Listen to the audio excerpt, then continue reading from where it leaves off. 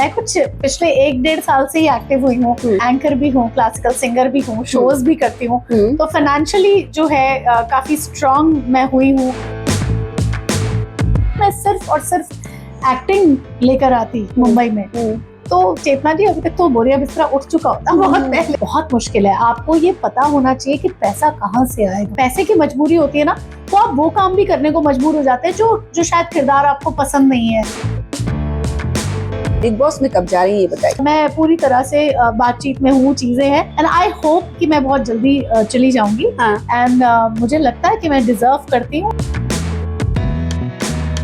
जहाँ पर जानवी कपूर, खुशी कपूर या सैफ अली खान के जो बेटे हैं, इनकी अभी फिल्म आई है इब्राहिम, बड़ी चर्चा हुई। अर्जुन कपूर, अभिनय से दूर दूर तक नाता नहीं है इनका। एडवांटेज ये था कि आपके जो फैमिली है वो इंडस्ट्री से है, लेकिन क्या है ना, मौका एक मिलता है, दो मिलता है। जब ऑडियंस आपको नहीं पसंद कर रही हो, बार बार रिजेक्ट कर रही हो, फिर भी आपको मौका मिल रहा है, तो वहाँ पे हमारे जैसे, मेरे जैसे और कई जो एक्टर है, उनकी जो मेरिट जगह होती है ना, वो खत्म होती जाती है। शिखा की एंट्री होगी तो सबसे पहले तो लड़कियों को ही रियलिटी चेक मिलने वाला है। तान्या ने तो आते ही बहुत सारा झूठ बोलकर जो एक ऑरा बनाया, मैं जाकर बताऊंगी कि आपसे अमीर भी कोई है जिसने अपनी मेहनत से घर बनाए हैं। बशीर का जो स्टेटमेंट आया था वो ये आया था कि भाई मुझे ऐसा लगा था कि दिग्गज आएंगे और बहुत कुछ होगा, टक्कर होगी, और जब उनके सामने कोई टक्कर देता है, खासकर अभिषेक, हड़बड़ा जाते हैं कि ये ऐसा हो रहा है, वैसा हो रहा है। तुम जितने पानी में हो, तुम्हें वैसे ही कंटेस्टेंट्स के साथ रखा गया है। शाहबाज बदेशा आए हैं, सिर्फ आप एक शहनाज के बॉडीगार्ड होते हो और आप वहाँ पहुंच गए। आप बस साइड में पब्लिक हटाते हटाते आप वहाँ पहुंच गए। भाई तुम वेले हो, क्यों आके अंदर वेले रहो। राइज एंड फॉल में हम तो पवनवा जी की बात करेंगे। पवन सिंह जी धमाल मचा रहे हैं।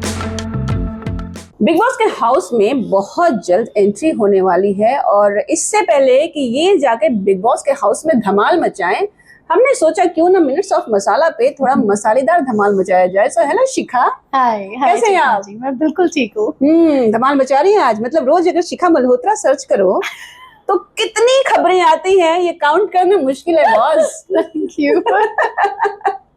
अच्छा लगता है देखकर? बहुत अच्छा लगता है, बहुत अच्छा लगता है। एक एक्टर के लिए बतौर अभिनेत्री आप क्या चाहते हैं? आप हमेशा सुर्खियों में बने रहना चाहते हो, और अगर कोई पूछे कि क्या करना चाहते हो, तो मैं बस हमेशा जानी मानी रहना चाहती हूँ। कि कोई देखे तो बस ये बोले कि ये शिखा मल्होत्रा है, चाहे किसी भी तरह से। सही है, सही है। तो क्या चल रहा है आजकल लाइफ में? क्या चल रहा है? स्पॉटिंग देख रहे हैं, न्यूज देख रहे हैं, बट शिखा की लाइफ में जो हम नहीं देख रहे हैं उसमें क्या चल रहा है? शिखा की लाइफ में तो बहुत कुछ हुआ। देखिए, क्योंकि मैं कुछ पिछले 1-1.5 साल से ही एक्टिव हुई हूँ, तो मैं क्योंकि एंकर भी हूँ, क्लासिकल सिंगर भी हूँ, शोज भी करती हूँ, तो फाइनेंशियली जो है काफी स्ट्रांग मैं हुई हूँ शोज लगातार करने के बाद। और जो नया था वो ये था कि इतने सालों से मुंबई में किराया दे रहे थे, और फाइनली मैंने विरार में 2 घर अपने खरीदे हैं। 2 BHK।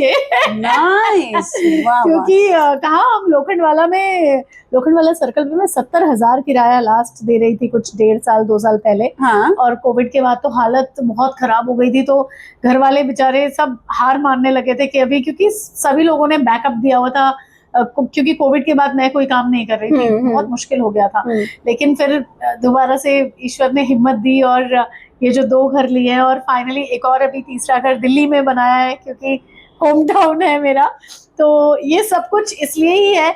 माता पिता को मैं सारा श्रेय दूंगी, क्योंकि बचपन से लेके 3 साल की उम्र से लेके वो जो मेरे साथ भाग रहे हैं इधर उधर। मैंने कहा मुझे गाना सीखना है, उन्होंने गाना सिखाया। कथक डांसर हूँ मैं, वर्सेटाइल डांस स्टाइल्स करती हूँ, थिएटर उन्होंने करवाया।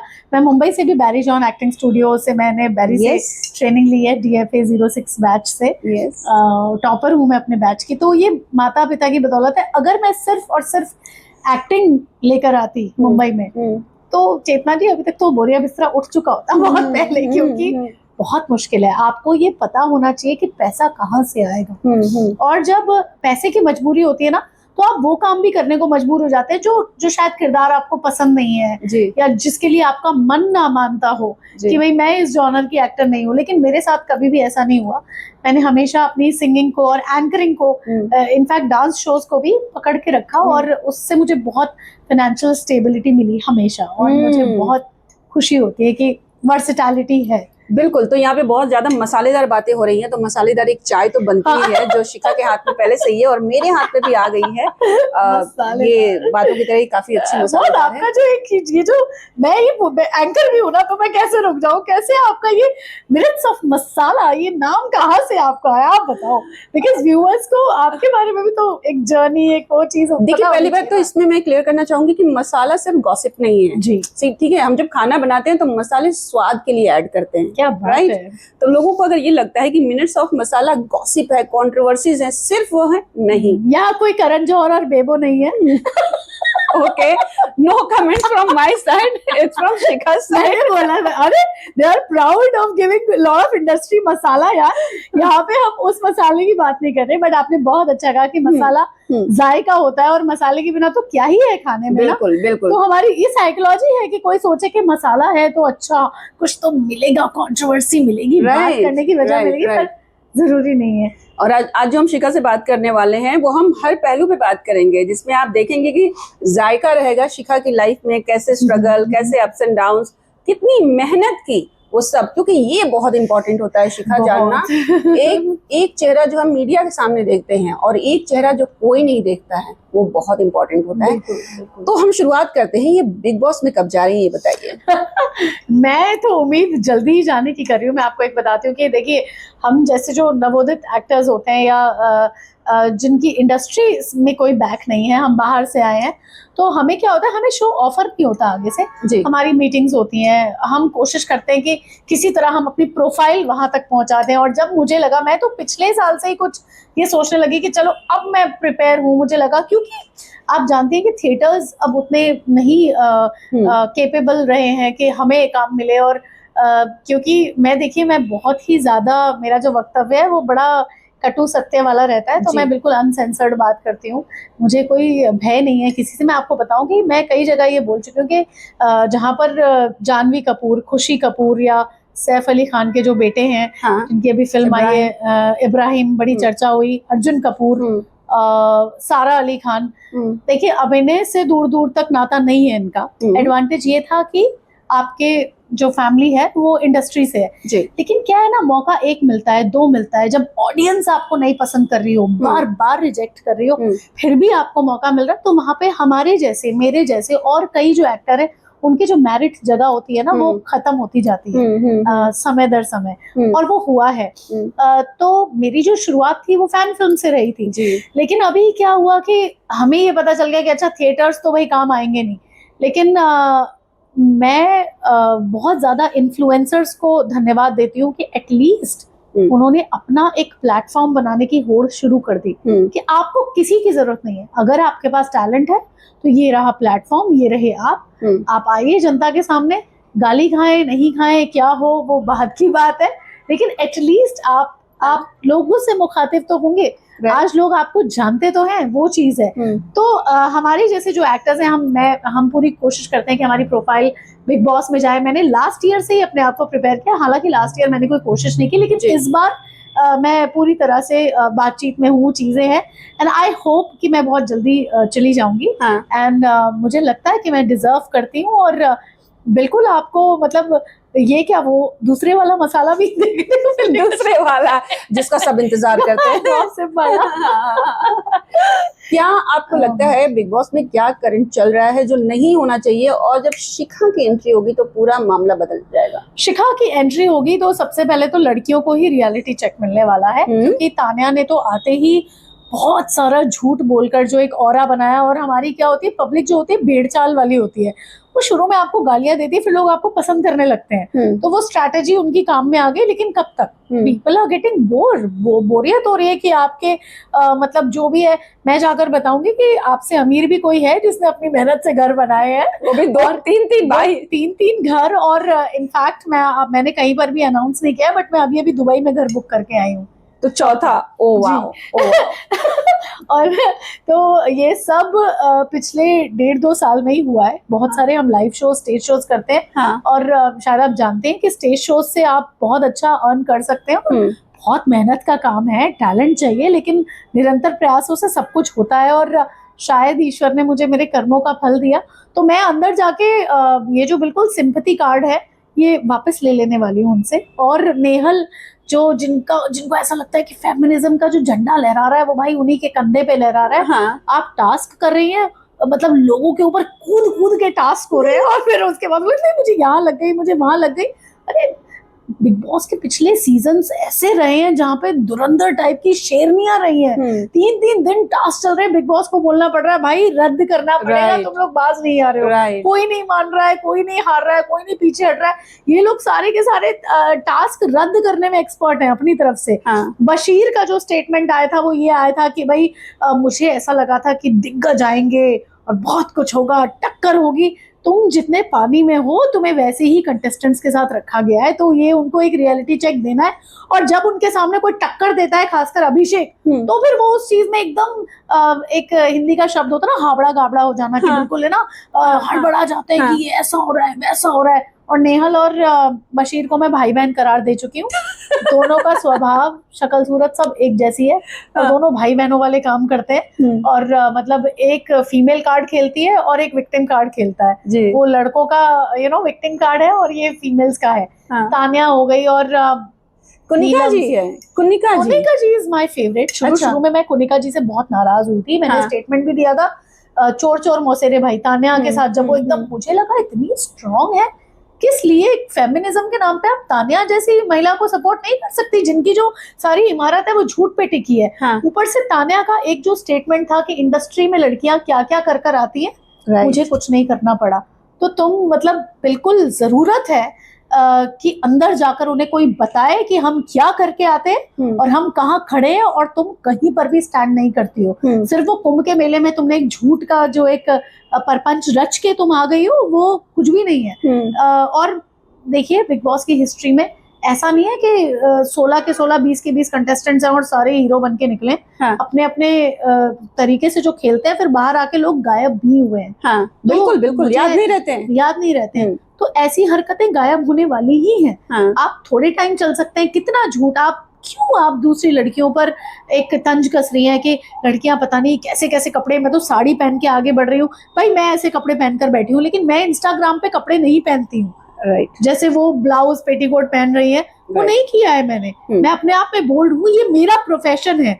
हाँ, कि मैं एक अभिनेत्री हूँ। तुम्हारा क्या है? तुम तो स्पिरिचुअल इन्फ्लुएंसर हो, तुम्हें तो ये नहीं करना चाहिए। तो कायदे से तुम गलत हो, हम गलत नहीं है। हम मेहनत कर रहे हैं। तो आई थिंक इस स्टेटमेंट से काफी एक्टर्स को और काफी फीमेल्स को, मुझे लगता है आप फीमेल्स आहत हुई होंगी। कुनिका जी शुरू में साथ दे रही थी, मुझे बड़ा गुस्सा आया, लेकिन अभी जो उनका स्टेटमेंट था, जो बेसिक नीड्स पे उन्होंने बोला, देखो आप कि एक फर्क है इसमें। पहले उन्होंने तान्या से दोस्ती ही की थी, लेकिन अभी जब एक इंसान बार बार बोल रहा है अपनी भिंडी में कीड़ा नहीं देखा, मैंने डस्टबिन हाथ नहीं लगाया, हाय मम्मी हाथ टूट गया, आटा गूंदा, ये वो, हमारे घर में किचन में लिफ्ट है, कहाँ है भाई? मतलब कितनी किचन है। सब बड़े बड़े चैनल्स खुलासा कर चुके हैं, बड़े बड़े इन्फ्लुएंसर्स घर पहुंच गए हैं, सब है। क्या है ये सब? और जब तुम एक हद तक इतना बोलोगे तो मुझे लगता है कोनिका जी ने तो बहुत लेट आवाज उठाई है, रिएक्ट किया है, बहुत लेट। तो अब जब उन्हें समझ आ गया तो वो ठीक है, उन्होंने बोले दिमाग मत खराब कर भाई, इतना मत कर। रोने भी लगी थी। हाँ, वो तो मगरमच्छ मिला ही है ना उसे, सोच समझ के ही उसमें जानवरों में मगरमच्छ रखा था, क्योंकि उन्हें बिग बॉस को पता था कि ये मगरमच्छ कहाँ जाने वाला है। ठीक है, खुशी खुशी वो गया है वहां पर। तो मुझे लगता है कि ये जो कुनिका जी ने किया बहुत सही किया। देखिए बेसिक नीड्स की बात थी, कोई माँ बहन की गाली नहीं दी उनकी माता जी को। उन्होंने यही बोला है, आपको भी आता होगा, कहाँ आपने, आप चाय बना लेती होंगी, बेसिक काम कर लेती होंगी, हो सकता है बहुत अच्छा कर लेती हूँ, लेकिन ऐसा तो कोई गया गुजरा नहीं होगा। जबकि उनके रील्स में उन्हें खाना बनाते हुए सब करते हुए देखा गया है। तो फिर ये नाटक किस लिए? तो पक गया इंसान, हर किसी का एक आता है ना, सुनने की हद होती है। और सब लोग, और फिर उसके बाद जो गड़े मुर्दे उखड़े हैं, अमाल नींद में से उठ गया है, जिशान जी को अपनी माँ याद आ गई है, पूरा वसैपुर उन्होंने यही खोल दिया अचानक से। ये हुआ भेड़ चाल। कि एक आपने देखा कि कोनिका चलो इसके पीछे पड़ जाओ, पहले सब तान्या की मिमिक्री कर रहे थे, तो तुम लोग हो क्या यार, तुम्हारा अपना स्टैंड है कि नहीं है? मुझे लगता है वाइल्ड कार्ड्स होते ही इसलिए है कि उनको बाहर छोड़ा जाता है कि आप गेम देखो अच्छे से, और फिर अंदर जाके मुझे लगता है कि जब जब कोई भी वाइल्ड कार्ड आया है, खैर जिसमें शाहबाज बदेशा आए हैं, वो तो बिल्कुल ही एक, भाई तुम वेले हो, क्यों आके अंदर वेले रहो। थोड़ा नेपोटिज्म वाली बातें हो रही है कि शहनाज के भाई है इसलिए आ गए। यार Shehnaaz, I love Shehnaaz, I love her innocence, उसकी जर्नी। लेकिन ये नहीं होना चाहिए था कि सिर्फ आप एक शहनाज के बॉडीगार्ड होते हो और आप वहां पहुंच गए, आप बस साइड में पब्लिक हटाते हटाते आप वहां पहुंच गए। भाई आई थिंक एक डिजर्विंग वाइल्ड कार्ड की जगह खत्म हो जाती है अगेन, मेरे जैसा कोई और या कोई और, तो वो एक बड़ा खराब लगा क्योंकि वो कुछ नहीं कर रहा है। हाँ। एक तो वैसे ही वो खुद कुछ नहीं कर रहा, और जो कर रहे हैं वो उनको भी नहीं करने दे रहा। फिर वो कल एक मैंने गेम में उसका स्टेटमेंट सुना कि अरे भाई पहले लड़की को देखो, अरे नहीं भाई यहाँ लड़का लड़की कुछ नहीं है। हाँ। एक रिस्पेक्टफुली हम चल रहे हैं, अगर टास्क करेंगे तो चोट भी लगेगी। कितने सीजन में लोगों को मिर्चियां लग गई हैं, गटफट गया है, क्या क्या हुआ है। ये सीजन बहुत वीक चल रहा है, तो मुझे लगता है कि वाइल्ड कार्ड्स के आने के बाद धमाका होगा। हाँ। और वो धमाका शाहबाज पे भी भारी पड़ेगा डेफिनेटली, क्योंकि वो बहुत बकवास करता है। और जो वो कहता है ना, अरे यार बात मत करो, अरे भाई बात नहीं करनी तो आए क्यों भैया, बताते उसमें जो, अरे भाई क्या करते हो, मिलना। अरे मैं कहूँ यार थोड़ा सलमान खान साहब की तो इज्जत रखो कि तुम्हें अंदर लाए हैं, तो एटलीस्ट शुरू में उसका एटीट्यूड बिल्कुल ऐसा, भाई क्या करते हो, are you an actor, singer, Praneet भाई पूछ रहे हैं और भी पूछ रहे हैं, वेला मैं कुछ नहीं करता, मैंने सिर्फ बिग बॉस करना था। नहीं भाई, हम लोग बहुत धक्के खा कर सपना देखते हैं कि बिग बॉस करें। वो भाई साहब 7 साल से बस सपना देख रहे हैं घर में बैठ के कि मैं बिग बॉस करूं, आए बहन ने अंदर छोड़ दिया और चलो बस यहाँ पे वेलापंती मचा रहे हैं। तो भाई विद ड्यू रिस्पेक्ट, तुम्हारा वो जो पंजाबी वाइब है वेला वाला अच्छा है घर बैठने के लिए, बिग बॉस के हाउस के लिए he is not at all deserving. जल्दी बाहर भी हो जाएंगे क्योंकि ऑडियंस बहुत ठंडा चल रहा है, बेवकूफी नहीं है, बहुत ठंडा चल रहा है। ऊपर से गर्म माहौल होता है, जहाँ पे कोई बोल रहा होता है वो आके ठंडा कर रहा होता है, अरे पीछे हटो क्या है यार, आप अपना स्टैंड दो। आपको वहां पे बिग बॉस ने रेफरी नहीं रखा है, आप अपना स्टैंड दो, आप किसी को रोकने वाले कोई नहीं होते हो। और गलत चीज में स्टैंड दे रहा है, नेहल का साथ दे रहा है, नेहल अमाल के ऊपर कूद के गेम खेल रही है, फिर तुम रो रहे हो, विक्टिम कार्ड प्ले कर रहे हो, फीमेल कार्ड प्ले कर रहे हो स्पेशली। और फिर जब आवेज ने बहुत अच्छा, आवेज और नगमा ने डिसीजन लिया, जो गेम जीता वो जीता, फिर आप उसमें भी कह रहे हो गलत है ये ऐसा है, आप खुद कुछ कर नहीं रहे हो। तो आई थिंक वो बकवास है। कोनिका जी बिल्कुल सही चल रही है, 62 साल की उम्र में अपना स्टैंड लेना, सब लोगों को अकेले कर देना, वो हम पीछे भी बिग बॉस की हिस्ट्री में देख चुके हैं कि शेरों से तो सब घबराते हैं। तो आई थिंक वो उसी में से है, and I am now loving हर। जब से तान्या से उनका साथ छूटा है and she is speaking for herself, बहुत अच्छा लग रहा है। और जो जीशान ने दूध वाली कम्युनिटी बोला था, उसके लिए तो उनके बेटे ने सबूत दे दिया है। कि आप गोबर उठाने वाला ग्वाले, तुम कहाँ से निकले हो भाई जीशान, तुम कहाँ से निकले हो, तुम्हारे बसेपुर में क्या किचन में लिफ्ट लगी हुई है? तो वो मेरी तड़प इतनी ज्यादा है ना कि मुझे अभी भेज दो, अंदर भेज दो फटाफट। बट आई थिंक काया पलट एक बस ये वीकेंड का वार वगैरह हम देखते हैं, ऑब्जर्वेशन भी बहुत जरूरी है अंदर जाके, क्योंकि मैं बिल्कुल भी कहीं पर भी गलत ऐसा नहीं करना चाहती, क्योंकि मैं उनमें से नहीं दिखना चाहती कि बोला तो बहुत और किया नहीं। लोग बोल रहे हैं पोस्ट पे, अरे अंदर जाके सब खुश हो जाते हैं, तुम भी जाओगी ऐसी हो जाओगी वैसी हो जाओगी, ऐसा ना हो कि तुम रो पड़ो। नहीं हम रुलाने वालों में से। मैं एक्चुअली रिसेंटली क्लिप देख रही थी जिसमें तानिया बता रही थी कि उनका जो वार्डरोब का है ना, वो 5000 स्क्वायर फीट का है, जहाँ पे वो सिर्फ वार्डरोब रखती है। बिग बॉस के घर जितना, और वो सच तो सामने आ ही चुका है। आप देखो, एक नॉर्मल सी चीज है, जैसे मैं हूँ, मुझे बहुत शौक है ट्रेडिशनल वेस्टर्न सब, तो मेरे घर में मेरे ख्याल से गिनती की 4-5 अलमारियां होंगी जिसमें कपड़े भरे, और ये भी यूजुअल नहीं है।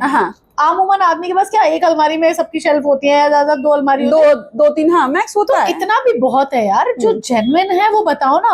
अब बेइज्जती हो और वो सब, और फिर बिग बॉस से बड़ा घर। अभी भी पीछे सुना मैंने, प्रोमो में ही चल रहा था इंस्टा पे कि मैं जब नाराज होती हूँ तो मैं दुबई चली जाती हूँ।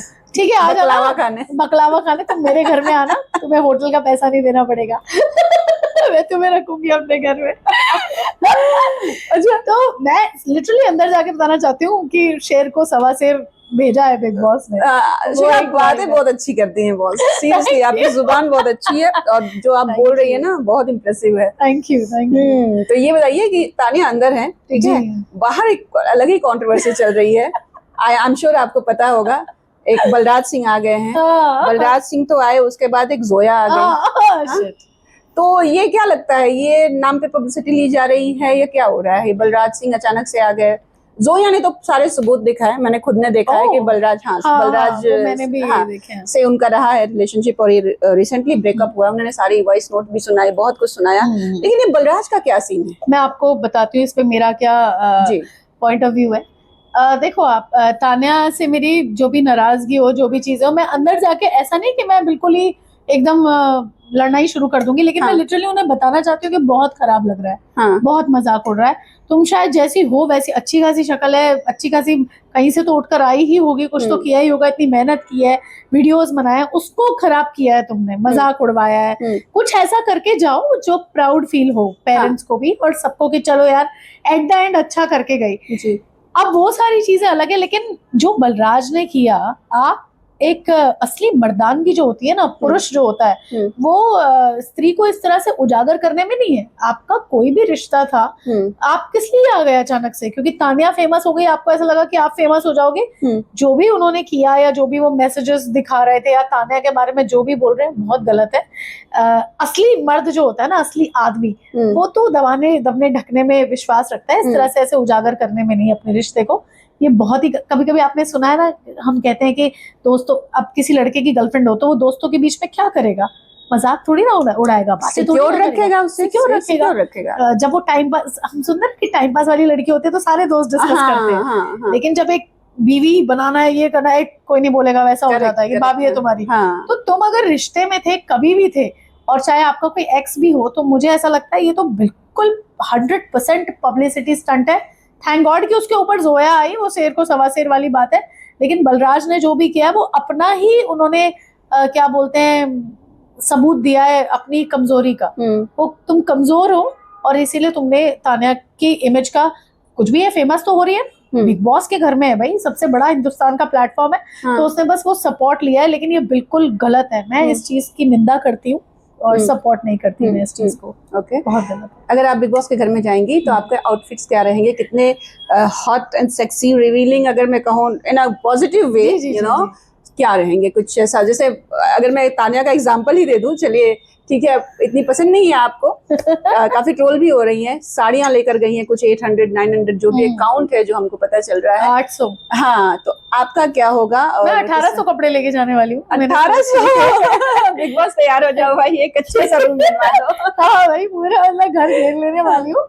और मुझे ऐसा लगता है कि मेरे जो कपड़े होंगे वो, जैसे मैं पहनती हूँ, मुझे साड़ियाँ पहनना भी बहुत पसंद है।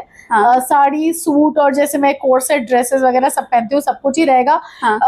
देखिए, रिवीलिंग वो मुझे तो अच्छा लगता है टू लुक गॉर्जियस। अगर भगवान ने बॉडी दी है, टू बी वेरी ऑनेस्ट, कि हम उतने फाइनेंशियली वेल या उस बैकग्राउंड से नहीं आते कि हम सर्जरियां करा लें या कुछ कर लें, जो करा भी रहे हैं। अगर आप अपनी डिजायर्ड शेप पर अपनी जिंदगी में पहुंचना चाहते हैं तो कोई बुराई नहीं है। अब इतनी आगे आने के बाद किसी को जज करना ठीक लगता भी नहीं है, लेकिन मुझे ऐसा लगता है कि मैं बहुत प्राउड फील करती हूँ कि मुझे अच्छा लगता है कि शायद मैं कभी भी किसी सर्जरी या किसी चीज की तरफ ना जाऊं, तो आई फील प्राउड कि मुझे भगवान ने बनाया और मैं मौत से जिंदगी की तरफ वापस आई हूँ, तो आई फील गुड। और मैं बिल्कुल भरपूर तरीके से अपनी सुंदरता का प्रदर्शन करने वाली हूँ। Nice nice. And I think आजकल एक नया वो चल रहा है, ऐसा मेरे साथ कभी हुआ नहीं, क्योंकि मेरी इमेज बहुत अलग रही है तो, लेकिन मैं आजकल बहुत गालियां खा रही हूँ and I am really enjoying it.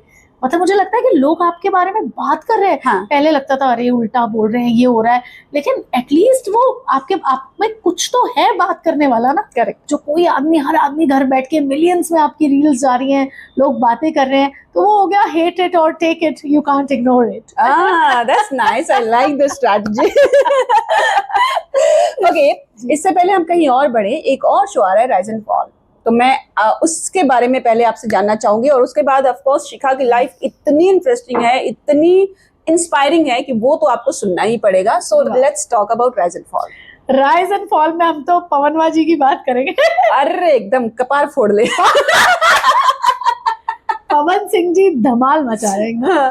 उनका जो देसी अंदाज है जैसे वो है, और इसी वजह से मैं आपको बताऊं, मुझे नीलम से बड़ी उम्मीद थी बिग बॉस में। हाँ, नीलम एकदम गायब है ना, ठंडी एकदम। जब वो आई ना, जो उनका आइटम नंबर था और ये था, जब भी उनको परफॉर्म करने का मौका दिया जाता है तो वो फॉर्म में आ जाती है। तो फिर उस चीज से ये लगता है कि मतलब आप सिर्फ डांसर ही हो, क्योंकि डांस करने में ही आपकी जो रील्स हैं पॉपुलर हैं, लेकिन आप बोलने में उतने ज्यादा क्लियर नहीं हो या अपना वक्तव्य रख नहीं पाती, या कोई भी दबा देता है। जी। शायद असल जिंदगी में भी लोग ऐसे होते हैं जो दब जाते हैं। हाँ। मुझे ऐसा लगता है कि नहीं दबना चाहिए और नीलम को निकल के बाहर आना चाहिए। बाकी नगमा जी, मैं नगमा जी के लिए कहना चाहूंगी, प्लीज ऑडियंस से कहना चाहूंगा उन्हें घर भेजो, ताकि कोई डिजर्विंग कंटेस्टेंट आए। वो शो देख रही है, अंदर बैठ के क्यों देख रही है, घर से बैठ के देखो यार आराम से अपने पति को। बाहर से देख सकते हो, ये बिग बॉस के घर में बैठ के वो शो देख रही है आराम से, तो वो बिल्कुल भी जीरो है। आवेश का शुरू में लग रहा था, लेकिन वो निकल के आ रहे हैं। कुछ लोग टाइम लेते हैं, लेकिन नगमा मुझे नहीं लगता कि वो इस शो के लिए अप्रोप्रिएट नहीं लगती कहीं ना कहीं। या तो टू इनोसेंट कह लेते हैं, या कुछ भी कह लेते हैं, कुछ भी कह लीजिए आपकी, शायद बहुत जरूरत से ज्यादा अच्छी होंगी, या नहीं आउटस्पोकन होंगी, इंट्रोवर्ट होंगी। ये शो तो इंट्रोवर्ट नहीं है बिल्कुल भी। टीआरपी एक एट द एंड क्या है, एट द एंड ये जो रेस है आपकी मेरी हर किसी की, ये अपनी ऑडियंस कमाने की ही तो है। तो चुप रहकर तो ऑडियंस कैसे मिलेगी? कुछ शायद आप ही के जैसे चुप रहने वाली ऑडियंस मिल जाएगी, लेकिन उससे काम नहीं चलेगा। तो अभी जो पवन सिंह जी जो नाम रोशन कर रहे हैं ना, I am so very happy. हर जगह रील में राइज एंड फॉल मतलब पवन सिंह, बस वही दिख रहे हैं। उनका जो देसी अंदाज है, जो वो अपना कल्चर पकड़ के, और जो वो जैसे है ना, बस uncensored, unfiltered, I am loving it. अच्छा, पवन सिंह के जाने से पहले एक बहुत बड़ी कंट्रोवर्सी जुड़ गई थी, अगर आपने सुना होगा तो। लखनऊ में एक स्टेज पे परफॉर्मेंस चल रही थी, जहां पवन सिंह ने अंजलि राघव, जो उनकी को स्टार थी, मैंने देखा था, कुछ देखा था, कमर पे कुछ कर रहे थे। हाँ, उसकी काफी चर्चा हो गई थी।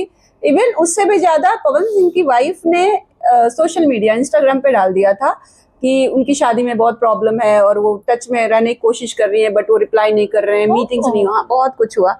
तो आप इससे पता है आपको इस बारे में? नहीं, मैं वाइफ वाली चीज से तो अवगत नहीं हूँ, और वो वैसे भी एक निजी रिश्ता है। मुझे ऐसा लगता है कि पता नहीं क्यों अब हमारी इंडस्ट्री में क्या होता है ना, सब कुछ उजागर हो जाता है। हाँ, अब सोशल मीडिया पे डाल दिया ना, कूद के लोग आ जाते हैं। अभी वो तान्या का बॉयफ्रेंड कूद के आ गया कहीं से, अब Pawan Singh ji rise and fall में आ रहे हैं तो वाइफ उनकी कूद के आ गई कहीं से। मुझे लगता है बड़ा इजी है किसी भी नॉन फिगर पे कोई भी तंज कस देना, कुछ भी बोल देना। और जनता तो बिल्कुल कोशिश नहीं करती कि भैया दूसरा पहलू क्या है। वो तो लोग तो हथियार लेके बैठे, वो जो उनके अपने फोन हैं आजकल, इजीली सबसे बड़ा वेपन वही बन चुका है। मेरी जो हिम्मत है वो ये है कि बच्चन साहब और हमारे माननीय प्रधानमंत्री श्री नरेंद्र मोदी जी जब ट्रोल एंजॉय कर रहे हैं, तो फिर we should take a lesson भाई, एंजॉय। वो मेरा इंस्पिरेशन है कि कैसे अभिषेक बच्चन भी कितने ट्रोल्स के जवाब बहुत बखूबी देते हैं। तो वो जो एक ये जो वीडियो थी पवन सिंह जी की, वो मैंने देखी थी, अंजलि राघव वाली, कमर में से कुछ साफ कर रहे थे उनके लिए। तो यार मुझे ऐसा लगता है अगर अंजलि कंफर्टेबल है और अगर वो उनके साथ खड़ी है, कुछ काम कर रही है, मुझे ऐसा लगा कि पता नहीं वो कुछ बताने की कोशिश कर रहे थे। अगर कमर पकड़ता है आदमी तो सीधे चूंटी काट ले या कमर ही पकड़ ले ना। शायद वो वीडियो में ऐसा लगा कि कुछ बताने की कोशिश कर रहे हैं कि कुछ लगा है या क्या लगा है या कुछ है। लोगों को तो मौका मिलना चाहिए। जैसे हमारे भी कुछ वार्डरोब जहां हम हाथ लगा रहे हैं, कुछ कर रहे हैं, वही वीडियो ज्यादा चलता है। हम नॉर्मली खड़े हैं, कुछ वो सब बातें नहीं होती। तो मुझे उसमें कोई खास वो नहीं लगा, कोई बुराई ज्यादा लगी नहीं मुझे, क्योंकि पता नहीं है कि था क्या एग्जैक्टली। और वो जो लड़की थी वो कंफर्टेबल ही लग रही थी, ऐसा कुछ बहुत ज्यादा कंफर्टेबल नहीं थी। उन्होंने सोशल मीडिया पे डाल दिया था कि पहले उन्होंने डाला, पहले उन्होंने बोला कि मुझे लगा कोई टैग वैग लगा है तो हटा दिया, लेकिन बाद में फिर मुझे बहुत ही खराब लगा तो उन्होंने डाल दिया। तो मतलब ऐसा नहीं था। और पवन सिंह ने माफी भी मांग ली सोशल मीडिया पर आके। तो ये पूरा वाकया है। तो मुझे ये पता नहीं था। एंड अगर वो अनकंफर्टेबल थी और इस तरीके की कोई चीज नहीं थी, जैसे हम बोल रहे हो कि शायद कुछ लगा था या टैग लगा था वही, तो ये बहुत ही फिर तो निंदनीय बात है यार। ये तो फिर मैं फिर तो ये वैसा हो गया कि आप अपनी हेकड़ी में है कि हम कुछ भी कर सकते हैं ना, पवन सिंह है वो, फिर उस चीज में तो कोई माफी नहीं होनी चाहिए। और अच्छी बात है उन्होंने माफी मांगी, लेकिन मुझे ऐसा लगता नहीं कि माफी मांगने से कोई सुधर जाता है। I don't think so. आदत तो आदत होती है ना। ऐसे पहले भी उनके किस्से आ चुके हैं, कई कितने सारे किस्से रहे हैं, कंट्रोवर्सी। मुझे लगता है वो कंट्रोवर्सी किंग है, उन्हें मजा आता है। और कहीं ना कहीं ऐसा लगता है कि क्या होता है, नेगेटिव पब्लिसिटी बहुत चल रही है आजकल, तो लोग जानबूझ के भी करते हैं। कई बार तो पीआर स्ट्रैटेजीज होती है कि लोग कभी कभी, जैसे वो Urvashi Rautela, I don't believe कि इतनी जिन्होंने पेजेंट जीते हैं, कैसे वो इस तरीके की कोई बात करे। ऐसा लगता है यार कोई मेंटली डिस्टर्बेंस है कि एक ही चीज को रिपीट करना, सवाल कुछ पूछा जा रहा है जवाब कुछ देना, और कितना कैसे वो कैरी करती हैं अपने आप को, कहाँ से वो है, मुझे नहीं समझ आता कि वो क्या है। कहीं पर भी कैसा भी अजीबोगरीब मेकअप लेके पहुंच जाना कभी कभी, और फिर उसको नेगेटिव ट्रोलिंग होती है। तो मुझे अब ऐसा लगता है कि ये सब प्लान है। हाँ, प्लान है। और ये आई थिंक आजकल का मीडिया कल्चर है, क्योंकि इंस्टा बहुत ज्यादा इन है। जी। और इंस्टा पे आप मिलियंस जा रहे हैं, दैट मीन्स लोग जान रहे हैं आपको। अब कितनी गालियां पड़े, कुछ भी हो, आगे से लोग कहेंगे अच्छा ये शिखा मल्होत्रा है, बात खत्म, क्या चाहिए था। यही चीज है आजकल ना। उर्फी जावेद निकली, हालांकि उर्फी ने एक्चुअली में क्रिएटिविटी बहुत दिखाई है, लेकिन कितनी गालियां, कितना भद्दापन उनको फेस करना पड़ा, लोगों के भद्दे कमेंट्स, ये वो। लेकिन एट द एंड उनकी कंसिस्टेंसी से सबको सैल्यूट करना पड़ा ना, उनके टैलेंट को लोगों को एक्सेप्ट करना पड़ा, और लोग प्यार भी करते हैं अब। तो आज लोग जानते हैं कि उर्फी जावेद है, तो वो यही है सिस्टम है ना। आप वायरल हो, लेकिन क्रिएटिविटी जरूरी है। उन्होंने बहुत कुछ किया है, ऐसा नहीं कि आप बिना चड्डी के सड़क पे उतर आए। मैं बस अगला सवाल मेरा यही था, खुशी मुखर्जी जिस पे आप जब वॉक कर रही थी रोड पे, तो मुझे याद है, और जो आपने वर्ड्स यूज किए, डिट्टो यही वर्ड्स यूज हुए थे। So how do you see that खुशी मुखर्जी का? आप तो वो थोड़ी सी गायब सी हो गई है कि लोगों ने गायब ही होंगी, क्योंकि टैलेंट नहीं है तो कंसिस्टेंसी में क्या दिखाओगे। अब जैसे मैं स्पॉट हो रही हूँ या मीडिया मुझे स्पॉट कर रही है, लोग अगर कभी कभी ड्रेसिंग की वजह से, किसी भी चीज की वजह से अगर उल्टा बोलते भी हैं, तो एट द एंड वो आपके इंस्टाग्राम पेज पे आते हैं, फिर वो आपका काम देखते हैं, फिल्म देखते हैं, बैकग्राउंड चेक करते हैं, तो आपके फॉलोअर्स बढ़ते हैं। 10 लोग नफरत करते हैं, लेकिन 100 लोग जुड़ते हैं आपसे। अभी खुशी मुखर्जी अचानक से आई, और उनकी ड्रेसिंग में कोई लोग उनको उर्फी से कंपेयर कर रहे थे, बिल्कुल ना करें। Urfi has a class, she is beautiful और बिंदास है, उसे बोलना आता है। मुझे खुशी मुखर्जी की बातों में, या मुझे लगता ही नहीं उसे बोलना आता है। कोई कुछ पूछ रहा है, उसका जवाब नहीं, कुछ नहीं। और वो इंस्टाग्राम पे आप, मैंने चड्डी पहनी थी, मैंने थॉन्ग्स पहने थे, मैंने ये किया था, वो किया था। यार इतना तो स्टैंडर्ड अभी नीचे नहीं आया है कि हम ये सब डिस्कस करने लगे अपने inner wears.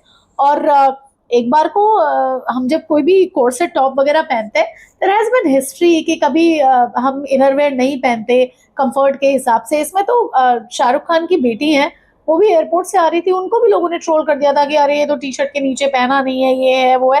Has been little common. सबका अपना कंफर्ट लेवल है, कोई कैसे कैरी करता है। लेकिन इस तरीके की वो अजीब से वो कुर्ते को फाड़ के उसमें, और फिर आप अंडरवेयर ना पहने, और आप उतर रहे हैं गाड़ी से। और मुझे सबसे बुरा लगता है कि अगर मैंने ड्रेस पहनी और मैं इसको खींच रही हूँ ऊपर, क्यों खींच रही हूँ? अनकंफर्टेबल फील होता है ना, कि आप खुद ही कंफर्टेबल नहीं हो। मैंने जो पहना है मैं कंफर्टेबल हूँ, मैं बिल्कुल प्रिपेयर हूँ कि मैंने क्या पहना है, और वो किस तरीके से दिख रहा है, कितना दिखेगा, मैं इसे कैरी कर पाऊंगी या नहीं। अभी वो जानबूझ के वो आगे ढकना, पीछे ढकना, वो बहुत ही खराब लगता है। और फिर मतलब मैं दिल से चाहती थी कि ये चीजें, बहुत सारे लोग चाहते थे कि ये खत्म हो, और वो गायब हो गए। तो आई एम हैप्पी कि ऐसी चीजें नहीं चल रही हैं। गुड, अच्छी बात है।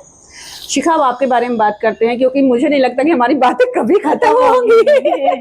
एक्चुअली अनफिल्टर्ड चल रही है। बातें शुरू होने से पहले एक खुशखबरी ये भी है, that I've done a great film called मानो या ना मानो। ये एक फीचर फिल्म है, और एक बहुत फेमस इंग्लिश फिल्म का रीमेक है, जो अभी जस्ट कुछ एक हफ्ते में ही अनाउंस होने जा रही है। और इसमें हितेन तेजवानी है मेरे ऑपोजिट, राजीव ठाकुर है बहुत मेन नेगेटिव कैरेक्टर में।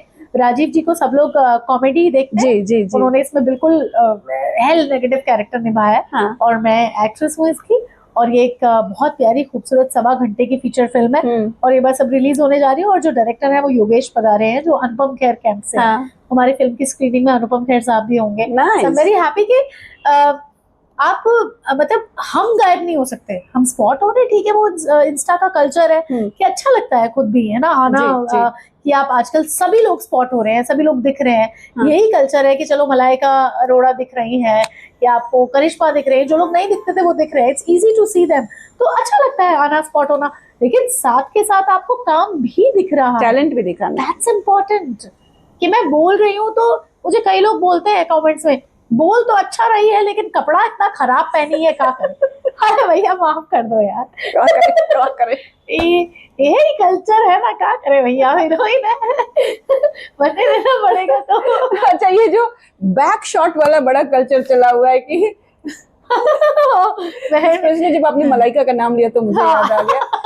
तो आप मतलब, और बहुत लोग अवॉइड भी करते हैं। हाँ, मैं अवॉइड करती हूँ। हाँ, तो इसके पीछे कुछ खास reason, you don't like the video? हाँ एक्चुअली वो क्या है, वो बड़ा अजीब वो मैं आपको बताती हूँ कि उसका तरीका, जब हम सामने भी खड़े हैं तो वो पूरी तरह से जूम इन जूम आउट, ऊपर नीचे, आपको नहीं पता कैमरा कहाँ जा रहा है, तो बैक साइड से बहुत अजीब लगता है। और मैं ये आपको बताऊं कि इसका सारा जो क्रेडिट है वो खुशी को जाता है। जिस दिन से वो बाहर निकली है बिना चड्डी के, उस दिन से एवरी पीछे से नहीं, बिल्कुल नहीं, हमारे पीछे मत आना। तो अब पेपराजी से भाई वहां से लो, एकदम सामने से। तो आई थिंक उसके बाद ये कोई फोबिया सा हो गया। ओके, कब तक चलेगा मैं नहीं जानती, लेकिन अब मुझे लगता है आपका मिनट्स मसाला जो है ना मजा आ रहा मुझे। तो I love talking my heart out. और मैं बिल्कुल, देखिए मैं जो भी शब्द बोलूंगी, जब खुशी को शर्म नहीं आ रही तो फिर हमें क्यों शर्म है, वो तो उन्हीं के शब्द हम रिपीट कर रहे हैं ना। दूसरी चीज, मैं कभी भी कोशिश करती हूँ कि मुझसे किसी को भी कोई आहत ना मैं करूं, और कोई भी मिस लैंग्वेज का इस्तेमाल ना करें। मैं पूरी कोशिश करती हूँ कि अपनी बात अच्छे से कह दूं। वो एक जरूरी है ना कि लोग आपकी बात सुने। इसलिए तो मैंने कहा कि आपकी जुबान बहुत अच्छी है, बहुत अच्छी बातें करते हैं। अब शिखा, ये बताइए, आपने इतना अच्छा टैलेंट है आपके पास, आप डांसर हैं, नर्स, ट्रेन्ड नर्स, आपने बैरी जॉन के अंडर ट्रेनिंग ली है, शाहरुख के साथ काम किया है भाई, मतलब फैन मूवी एक अपने आप में बहुत अच्छी मूवी थी। और भी आपकी जो कांची थी, कांचली, हाँ, वो बताइए, वो यूट्यूब पे इतनी एकदम वायरल हो गई। तो कहाँ से शुरू करें? सबसे पहले तो जरा हॉट नर्स वाली बात कर लेते हैं।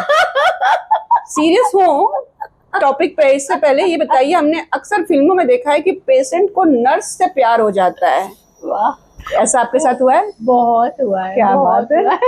हमारे इनफैक्ट आजकल मुझे क्योंकि मैं दिल्ली के Vardhman Mahavir medical college Safdarjung hospital से पास आउट हूँ, नाम सुना ही होगा। हाँ। आजकल बहुत हो रहा है कि मुझे मैसेजेस आ रहे हैं, अरे आपको याद है हम सेकेंड ईयर में मैं डॉक्टर ये डॉक्टर वो, मुझे याद भी नहीं है, बिल्कुल याद नहीं है, लेकिन सब लोग डीएम कर रहे हैं।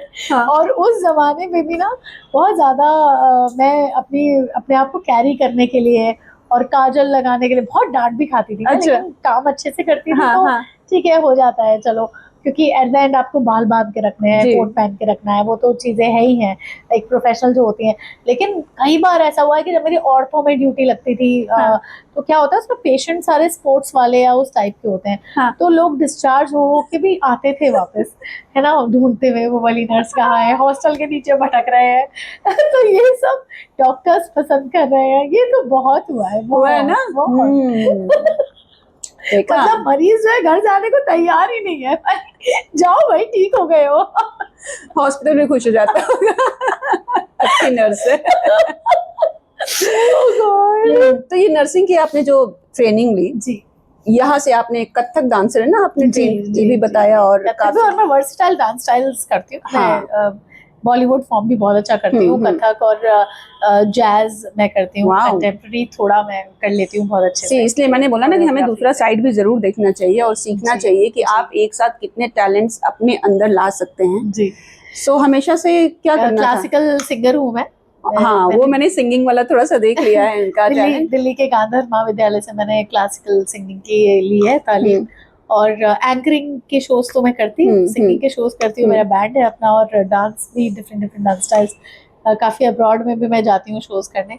ये सब कला की तरफ मेरा बचपन से ही रुझान था। हाँ। और माता पिता, मैं वन ऑफ द ऐसी एक लकी बच्चों में से हूँ जिन्हें पेरेंट्स का सपोर्ट मिला। अमूमन हमारी इंडस्ट्री में जब बच्चे आना चाहते हैं तो माता पिता को बहुत खुशी से आपका बैग पैक करके नहीं भेजते। आपने सुना ही होगा, देखा ही होगा कि रिकॉर्ड ये रहता है कि भाग के आ रहे हैं, परेशान हो रहे हैं, पेरेंट्स नाराजगी जता रहे हैं, बात ही नहीं कर रहे, बच्चा ना आधा हार जाता है उससे, क्योंकि मानसिकता बिल्कुल एक ऐसी मानसिकता रखे कि अभी तो पता ही नहीं नए शहर में क्या होगा, और ऊपर से वो जो नाराजगी आप घर से झेलते हो। हाँ। तो मेरे साथ ऐसा नहीं हुआ, मैं तो अपने फादर के साथ ही आई थी मुंबई, और 3 साढ़े 3 साल मेरे साथ रहे हैं वो।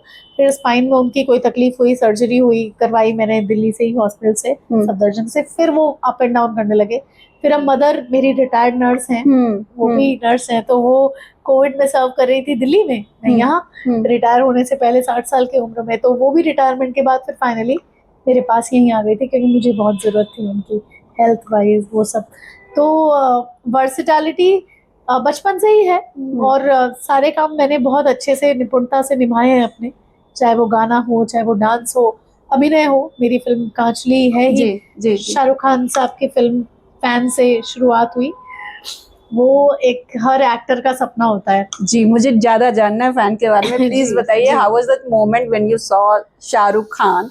आपको पता था कि शाहरुख खान के साथ मूवी करने जा रही है? बहुत टाइम तक नहीं पता था। अच्छा। क्योंकि वो डिस्क्लोज नहीं करते हैं इतनी जल्दी, बड़े प्रोडक्शन हाउसेस जो होते हैं। ऑडिशन दे दिया, नहीं पता था, लेकिन ये पता था कि यशराज की फिल्म है, बड़ा एक्टर है। बड़ा एक्टर तो बहुत सारे हो सकते हैं, लेकिन जब शूटिंग की बारी आई तो फिर पता चला कि शाहरुख खान स्टारिंग फिल्म है फैन। और मुझे लगा कि भाई पहली ही फिल्म फैन कैसे मैं एक्सप्रेस करूँ। इसके पहले मैं एक और फिल्म कर चुकी थी दिल्ली में रहते रहते, ऑडिशन देके। रनिंग शादी, तापसी पन्नू की फिल्म थी वो। उनके साथ मैंने उनकी कॉलेज सीनियर का कैरेक्टर निभाया था, बड़ा अच्छा कैरेक्टर है। अच्छा। और ज्यादा वो फिल्म हाईलाइट नहीं हुई, इसीलिए ज्यादा लोगों को पता नहीं है। अमित साथ थे और तापसी पन्नू थी, लेकिन रिलीज पहले फैन हुई। मुंबई में आके पहला जो मुझे काम मिला वो फैन मिला। अच्छा। मैंने बस नॉर्मली यशराज में जाके ये अपना इंट्रोडक्शन दिया, मुझे कॉल आया कुछ 6 महीने बाद कि एक फिल्म है ऐसे ऐसे, चलिए हो गया। हम सेट पे पहुंच गए, और मैं तो उस समय बहुत छोटी एकदम बच्ची सी दिखती थी। उन्होंने बिल्कुल एक रिपोर्टर जैसा नॉन ग्लैमरस कैरेक्टर है, हमारा वाला कैरेक्टर, बिल्कुल आप ही के जैसी सिंपल सी शर्ट, और बहुत तरीके से उन्होंने मुझे मतलब इनर वेयर्स भी बिल्कुल ऐसे कि बहुत ज्यादा आप हाईलाइट ना हो वैसे, कि आप रिवीलिंग ना लगे, वो सब ना लगे। तो बिल्कुल एक मैं बहुत इनोसेंसी और पत्रकार जैसे होते हैं शरीफ, ऐसा बना दिया उन्होंने मुझे। Thank you. एकदम डिसेंट है ना, प्रेजेंटिंग वैसे कॉर्पोरेट टाइप के।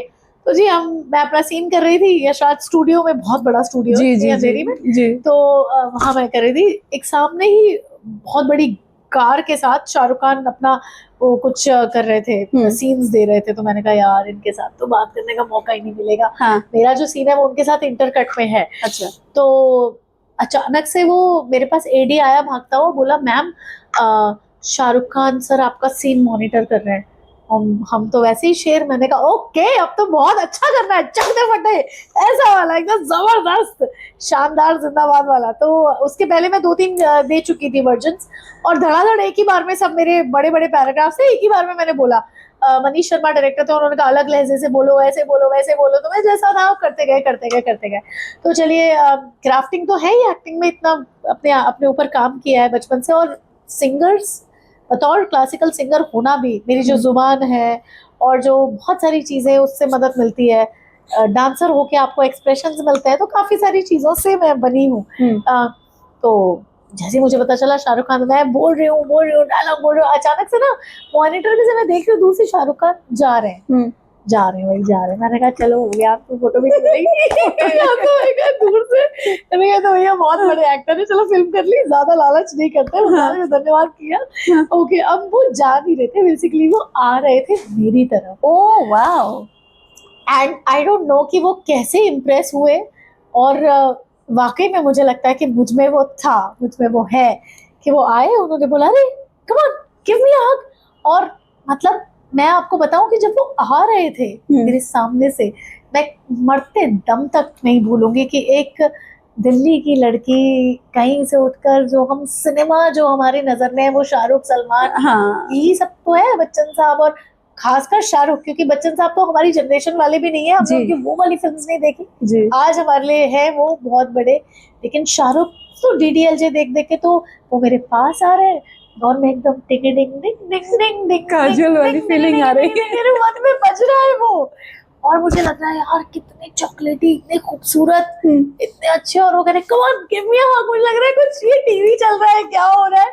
तो मैं इतने बड़े बड़े डायलॉग कैसे बोलने दिए यार, मैं तो आज भी नहीं बोल पाता। मतलब आप ये देखो कि बड़प्पन देखो, कि जो इतना दिग्गज एक्टर है, डेफिनेटली उन्होंने तो क्या क्या नहीं कर लिया, सर्कस से लेके कहाँ तक की जर्नी उनकी, डीडीएल जैसे होते हुए आज यहाँ पर पठान तक। तो मुझे ऐसा लगता है कि ये उनका तरीका था एक नवोदित उभरते एक्टर को सपोर्ट करने का कि भाई बहुत अच्छा कर रहे हो और कहीं पहुंचोगे तुम। उन्होंने कहा I will definitely see you somewhere. Oh nice nice. तो मैंने बोला थैंक यू। और मजाक की बात यह है कि गले वाले मिलके गए। अच्छा हाँ, फिर मैंने ये भी बोला, मैंने कहा मुझे एक फोटो, बोले हाँ नहीं इसमें नहीं, ये अपना फिल्म का कॉस्ट्यूम है, कंटिन्यूटी रहेगी, तो तू आना, कोई नहीं मैं भेजता हूँ किसी को। मैंने बोला ठीक है। मुझे लगा गया, हर बार यही लगा।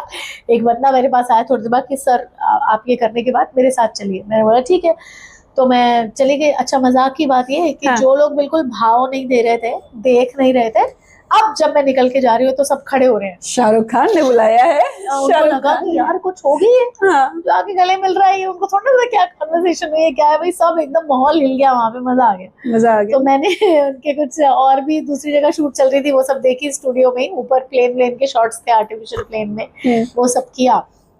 अब वो जो उनका बंदा था मुझे एक जगह ले गया अंदर, बिल्कुल उनका जो एकदम पैलेस जैसी जगह थी वो, उनके रूम्स वहाँ होते होंगे रेडी होने के या रेस्ट करने के, वहां मुझे ले जाके बिठा दिया। अकेली में बैठी हूँ, कोई नहीं है वहां पे, बड़े प्यार से। और 1-1.5 घंटा वेट करने के बाद शाहरुख खान आए अपने बिल्कुल छोटे वाले बेटे के साथ, आई थिंक क्या नाम है उसका, अब्राहम, उसके साथ आए। और वो बस वो आते जाने लगे। उन्होंने अरे फोटो क्योंकि मैंने चेंज कर लिया था, फोटो चाहिए ना, हाँ चल ओके। तो मैं खड़ी हो गई और मैं ना ऐसे हाथ रखने की कोशिश कर रही हूँ, और मैंने ऐसे अरे रखना है।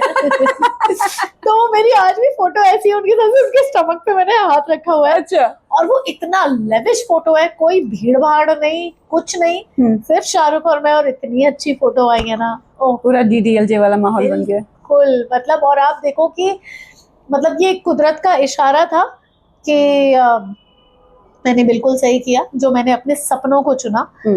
बाय प्रोफेशन मैंने नर्सिंग चुनी क्योंकि सेवा भावी मैं शुरू से हूँ, और बिल्कुल मुझे अच्छा लगता है। मैं खाना बहुत अच्छा बनाती हूँ, घर के सारे काम खुद करती हूँ। इतने साल मुझे मुंबई में हो गए, झाड़ू पोछा कपड़ा बर्तन वही मैं सब खुद ही करती हूँ। nice. तो वो इंडिपेंडेंट मुझे रहना बड़ा अच्छा लगता है।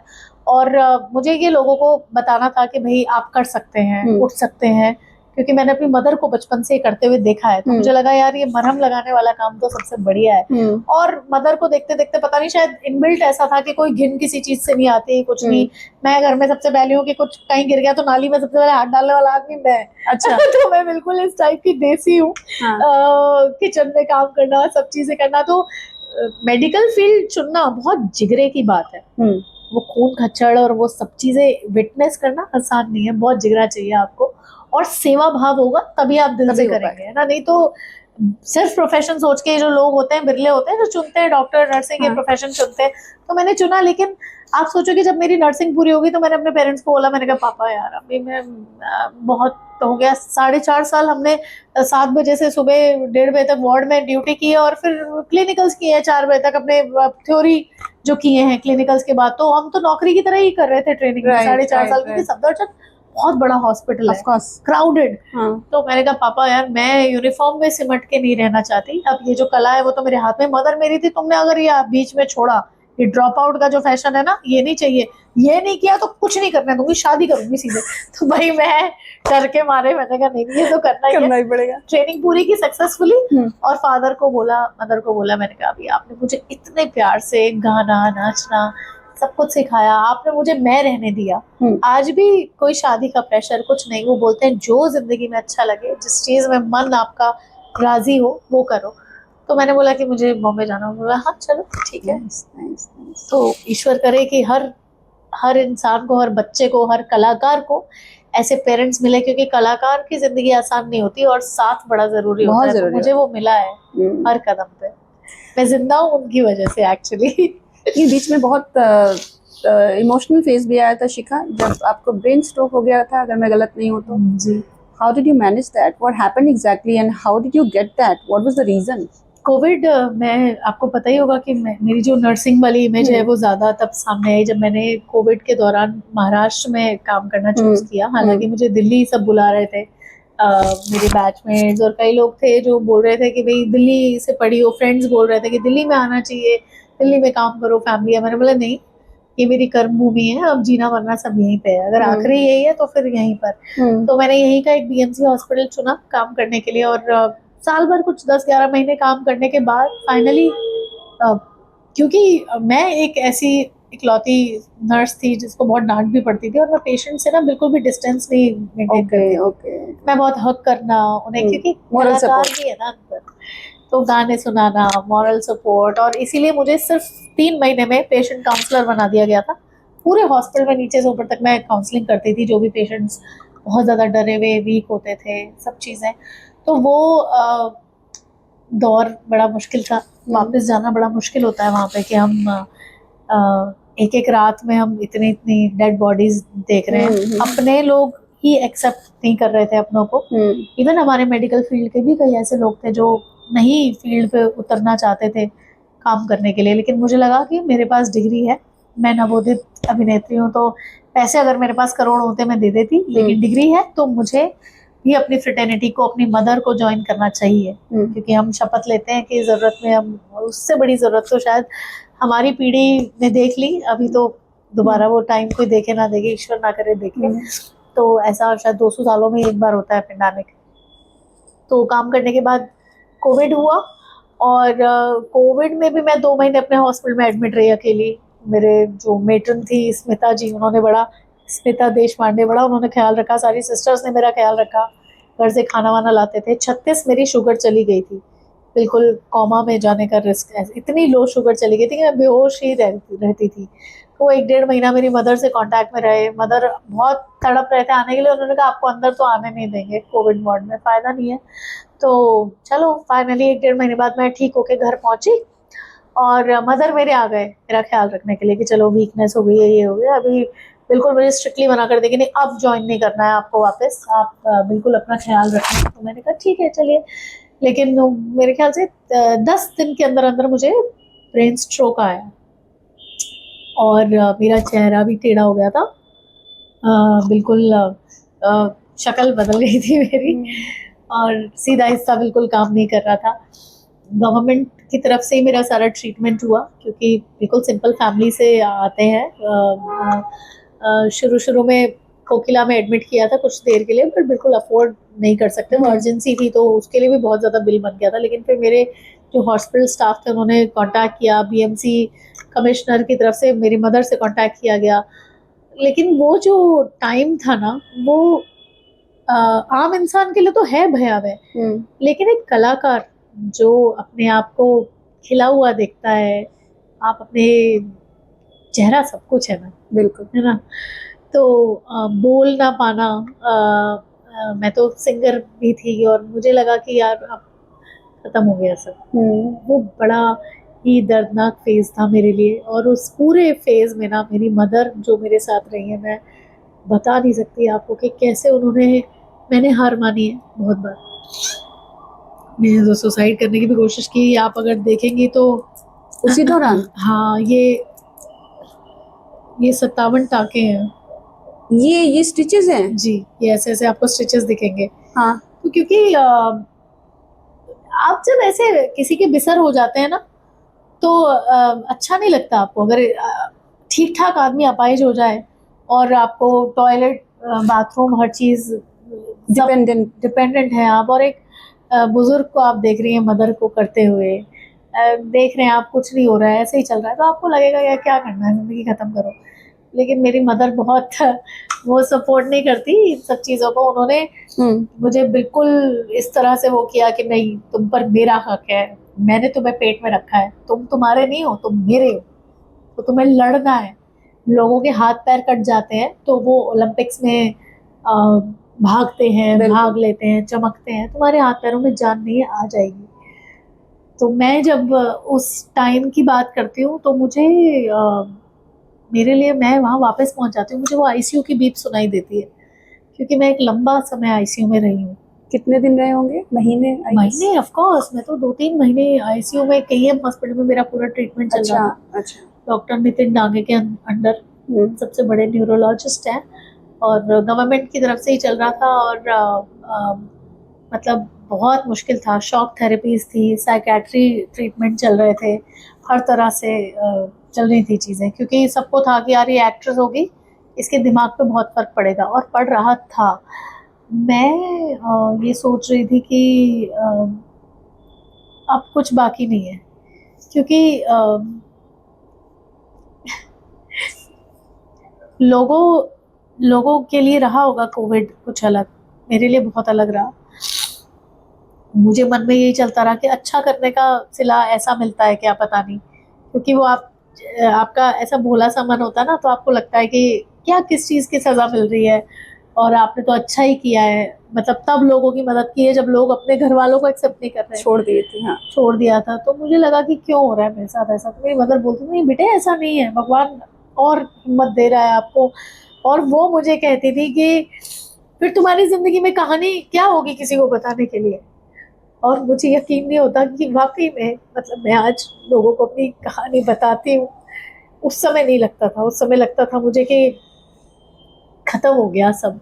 बहुत मुश्किल से उन्होंने, मतलब वो बेचारी दिनों दिन महीनों घर नहीं गई हैं, वहीं हॉस्पिटल के टॉयलेट को पहले धोना, फिर वहां पे नहाना, क्योंकि आईसीयू के पेशेंट को कॉल करते हैं, बार बार बुलाते हैं। तो और परिवार सारा दिल्ली में, ब्रदर है मेरे, भाभी है, बिटिया है छोटी, उनके एक ही भाई है मेरे बड़े। पिताजी तो इतने ऐसे हो गए थे हारे हुए कि वो डर के मारे कॉल नहीं करते थे कि कहीं कोई ऐसी खबर नहीं मिल जाए कि कुछ गलत नहीं हो जाए।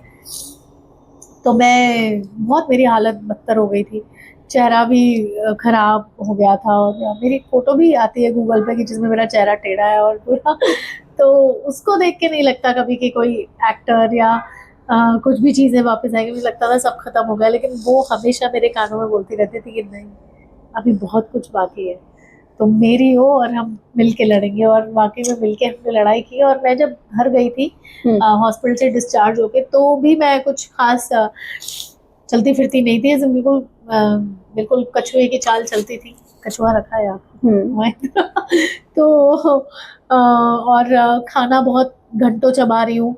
गाना तो बिल्कुल इम्पॉसिबल था, गाओ तो वो गला से सूज जाता था, टॉन्सिल्स आ जाते थे, पैरों की नसें भूल जाती थी अगर कुछ डांस वांस करने की कुछ भी कोशिश करें, कथक जैसा कुछ भी ज्यादा प्रेशर दें।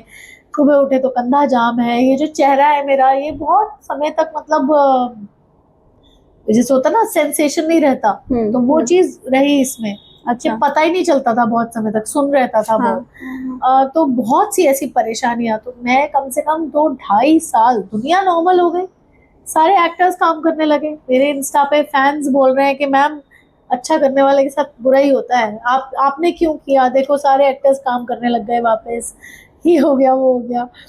तो 2.5 साल मुझे लगा कि मैं नॉर्मली चल सकूं। और मुझे लगता था कि एक बार मैं अपने घर का दरवाजा खोल के देख लूं कि कौन है। घंटी बजती थी और मैं बेड पे होती थी, क्योंकि एक वक्त होता था कि भाई हम दरवाजा खोलते थे, दौड़ के जाएं, ऐसा होता था। तो कच्चे से मन पे बड़ा असर पड़ा। बहुत बार हिम्मत हारी मैंने, लेकिन मदर फादर ने हिम्मत हारने नहीं दी। परिवार मेरा बहुत जटिलता से मेरे साथ खड़ा रहा है हमेशा, मौत से जिंदगी की तरफ ले आए मुझे वो खींच के। और वो हमेशा बोलते हैं कि मतलब हम तुम्हारे आगे ही खड़े रहेंगे हमेशा। तो वो एक, मैं बहुत लकी रही हूँ। फिर पूरे 2.5 साल जो मेरी जर्नी रही है वो भी कुछ खास ठीक नहीं रही। मैं घर में ही रहती थी और बहुत ज़्यादा वेट मेरा हो गया था, 85-90 केजीज चला गया था। अच्छा। और चेहरा सूज गया था, बहुत सूजन थी, बहुत दवाइयाँ, स्टेरॉइड्स जब आप लेते हैं तो बॉडी आपकी एकदम खराब हो जाती है उससे।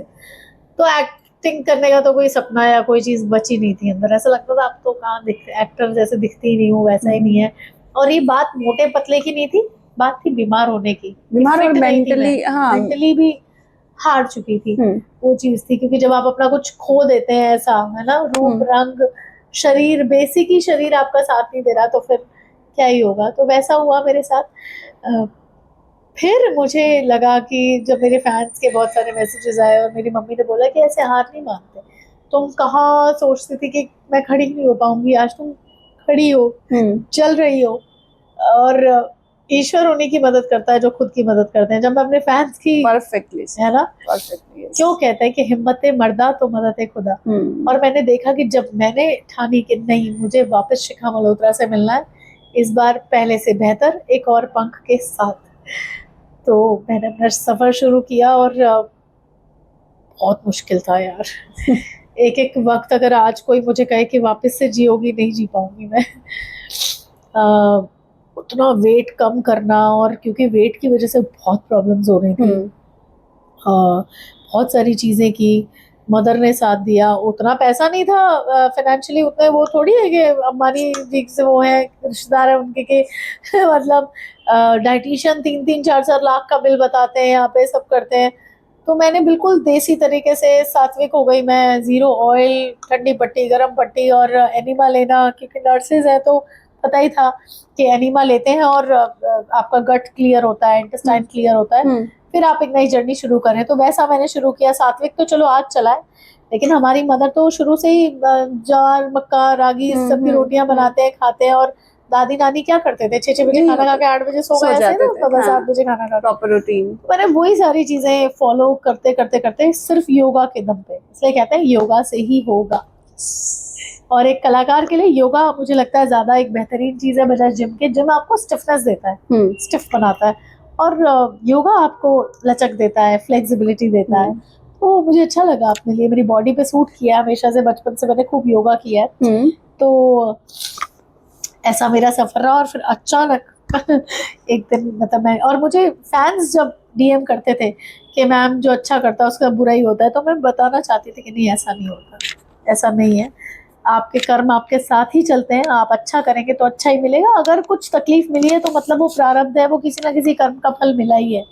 लेकिन ऐसा नहीं है, ईश्वर देखते हैं सब। और जब मैं वापस आई, कम बैक किया, मैंने अपने शोज करने शुरू किए, लोगों ने मुझे हाथों हाथ लिया। मेरे जो पुराने इवेंट कंपनीज थी उन्होंने मुझे खूब शोज दिए, मैंने कई सिंगर्स के साथ शोज करने शुरू किए। हाँ, और उसके बाद फाइनेंशियली मुझे लगा कि मैं पहले अपने आप को खड़ा करती हूँ। तो ऐसा मेरा सफर रहा। बहुत लेट मैंने 2024 में, 23 के लास्ट में बिल्कुल काम करना शुरू किया है। हाँ, तो मुझे ज़्यादा टाइम नहीं हुआ है काम करते हुए। और फिर मुझे और जो मेरी कांचली फिल्म इस बीच में चल रही थी, हाँ, YouTube के अल्ट्रा मूवीज पार्लर के चैनल पे है वो, और वो इतने लोगों ने देख ली कि कजरी नाम है मेरे कैरेक्टर का, उसमें बिल्कुल गांव का कैरेक्टर है। विजय दान देथा जी की कहानी पर आधारित है, शाहरुख खान से कनेक्शन है। शाहरुख खान की पहेली जो बनी है, अमोल पालेकर जी ने बनाई है, वो उन्हीं राइटर की कहानी पर है। तो वो फिल्म भी संजय मिश्रा जैसे एक्टर के सामने आपको फिल्म मिल जाए। तो ये कोविड से पहले की बात है, 7 फरवरी 2020 को रिलीज हुई और मार्च में लॉकडाउन लग गया। तो ओटीटी इसलिए नहीं मिल पाया क्योंकि सारी बड़ी बड़ी फिल्म्स ओटीटी पर आ गई थी। पर मुझे लगता है अच्छा हुआ। आप देखो, सब कुछ अच्छे के लिए होता है। आज आमिर खान साहब जब यूट्यूब पे आ रहे हैं, मेरी कांचली तो पहले से ही धूम मचा रही है। 4 करोड़ से ज्यादा लोग देख चुके हैं कांचली को। 4 करोड़ तो मतलब बहुत ज्यादा है। और ऑलरेडी कोई भी क्लिपिंग उसकी डलती है फेसबुक पे, इंस्टा पे, तो वो सब मिलियंस क्रॉस करती है हमेशा। लोग मुझे आज भी कजरी बोलते हैं। संजय मिश्रा जैसे कलाकार हैं उसमें, और पूरी फिल्म मेरे ऊपर है। मुझे बड़ा अच्छा लगा। आज मुझे प्राउड फील होता है कि कोई भी मुझे अभी स्पॉटिंग में देखेगा तो शायद उसे लगेगा अरे ये तो एक और ऐसी लड़की है जो ग्लैमरस है, आ गई है, जैसे लोग बोलते हैं। पर जब लोग पीछे जाते हैं और लोग मेरे बारे में ढूंढते हैं, तो लोग आते हैं धन्यवाद करने कि आप नर्स रही हैं, आपने इतना काम किया, आपकी फिल्म देखी, मुझे अच्छा लगता है। नाइस शिखा, देखिए आपकी, मैंने पहले ही बोला था कि इनकी जर्नी बहुत इंस्पायरिंग है। तो सिर्फ स्पॉटिंग वाला देख के आप मत जाइए, वो तो है ही, but you know behind the scene बहुत अच्छी बातें हैं। और मैं आपको बताऊं, मैं ऑडियंस से ये कहना चाहती हूँ कि ये हम आप ही के लिए करते हैं। आपने मुझे, मेरी कांचली फिल्म 4 करोड़ लोगों ने देख ली। मैं इतने सालों से मुंबई में हूँ, है ना, मैंने इतनी मेहनत की, लेकिन आप मुझे नहीं जानते। आप में से बहुत लोग मुझे नहीं जानते। तो हमने क्या देखा कि देखो, हम तो एक्टर्स हैं, हम इन्फ्लुएंसर्स नहीं है। मैं इन्फ्लुएंसर नहीं हूँ। एक एक्टर बहुत अलग होता है। तो हम अपनी अभिनय से कोशिश कर रहे हैं अपना नाम बनाने की, सब करने की। लेकिन आज जब पेपराजी कल्चर इतना चेंज हो गया, तो सारे एक्टर्स पीछे रह गए, इन्फ्लुएंसर्स रह गए। ठीक है, कभी कोई आ रहा है, कभी कोई हाईलाइट हो रहा है, कभी कोई हाईलाइट हो रहा है, और आप ही उन्हें देख देख के, गालियां दे दे के मिलियंस में लेके जा रहे हैं।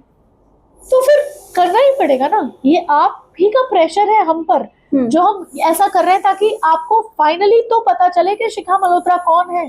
कहीं तो पता चले, किसी तरीके से पता चले। आप गाली दे रहे हैं कोई बात नहीं, कल को कहीं तो आपको मेरा काम नजर आएगा। आने वाली फिल्म है वो देख के आपको पता चलेगा कि भाई अभिनय भी है, सिंगर भी है, मल्टी टैलेंटेड है। तो ठीक है, चलो कपड़ों की वजह से गालियां दे रहे हो, लेकिन आ तो रहे हो, देख तो रहे हो, शक्ल पे रुक तो रहे हो। ये कौन है जिसने ऐसे कपड़े पहने? चलो ठीक है, शायद कुछ लोगों को नहीं पसंद होगा, लेकिन इन एनी केस आप ऑडियंस गेन करते हो। और यही मैंने पिछले कुछ 1 साल में इन्फ्लुएंसर्स को नोटिस करके ये सीखा है कि आपको कैसी भी पब्लिसिटी आपके लिए अच्छी है, लेकिन बस उसमें मैं बहुत कंट्रोवर्शियल जाना, वो मुझे नहीं लगता कि कोई कंट्रोवर्शियल है। मैं जैसी दिख रही हूँ, तो मेरा शरीर है, मुझे ईश्वर ने दिया है, बल्कि मैं तो मौत से निकल के जिंदगी में आई हूँ। और बहुत से ऐसे लोग हैं जो मुझसे ये भी पूछते हैं कि पैरालिसिस से कैसे रिकवर हुए। मेरी एक बहुत बड़ी बड़ी स्टोरीज भी हैं बड़े बड़े चैनल्स के साथ यूट्यूब पे, तो मैं बोलती हूँ कि आप प्लीज वो इंटरव्यू देखिए, उसमें मैंने बताया कि मैंने कैसे कैसे स्टेप वाइज अपने आप को एज अ नर्स। सबसे बड़ी बात है चेतना जी कि हम जो सुनते हैं ना, डर के आगे जीत है, सच में है। मतलब मैं एज नर्स, मैं भी अपने नर्सिंग के कार्यकाल में इतने पेशेंट्स नहीं देखे जो पैरालिसिस के बाद कंप्लीटली रिकवर कर जाते हो। क्यों? डर जाता है इंसान। मैं भी बहुत डर गई थी, मेरे साथ भी मदर नहीं होती, डबल फोर्स लगी। वो किस्मत थी मेरी कि मेरे पास वो थी, वो है। मुझे लगता है कि डर बहुत बड़ी चीज है, जो आप अपना रिजल्ट हाफ कर देते हैं, चीजें खो देते हैं डर के मारे। अंदर से जब आप इच्छा करते हैं ना कि नहीं मुझे करना है और होगा ही। मम्मी बोलते थे क्या होगा, मरे तो पड़े ही हो तुम, क्या होगा, क्या डर लगता है, मर जाओगे। मरना तो है, जो पैदा हो तो मरना ही है। वैसे भी तुम मरे पड़े हो, तुम्हें ऐसा लग रहा है कि सब खत्म है तो मरे ही पड़े हो। तो कोशिश ही कर लो। तो मैंने कहा हाँ सही बात है, मरे तो पड़े ही है, ज्यादा क्या होगा, मर जाऊंगी या कुछ चोट लग जाएगी, क्या होगा। दीवारें पकड़ पकड़ के चलते थे, बड़ी कुछ नौटंकी रही है इस 2.5-3 साल में। तो लेकिन जब जिस दिन से डरना छोड़ दिया, जिस दिन से हिम्मत रखी, चीजें होने लगी, हो गया एक्चुअली। और मैं सामने हूँ आपके अनअपोलोजेटिकली एक नर्स जो ऐसी दिखती है। क्योंकि आपको पता ही होगा कि लोग ये भी बोलते हैं कि ऐसी कैसी नर्स और ये वो ऐसा वैसा।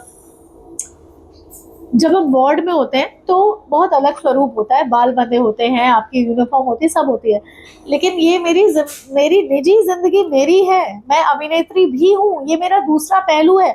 और आपको क्यों लगता है कि नर्सेज ऐसी नहीं हो सकती? मेरे अपने बैच में nurses, Kathak dancer, Kuchipudi dancer, Bharatanatyam dancer, singers, बहुत अच्छा हम लोग स्किट करते हैं, नुक्कड़ नाटक करते हैं, जा जाके लोगों के मोहल्लों में उन्हें एक टीचिंग्स देने के लिए हम स्किट प्रिपेयर करते हैं। बहुत टैलेंटेड होते हैं मेडिकल स्टूडेंट्स। आपकी गलत फहमी है कि नर्सें बस तेल लगा के जूड़ा बना के, वो ठीक है भाई, जरूरत है वो वार्ड की, लेकिन सिर्फ इतना फर्क है कि वो सारी जिंदगी सेवा करना चुनते हैं। And you know I salute them.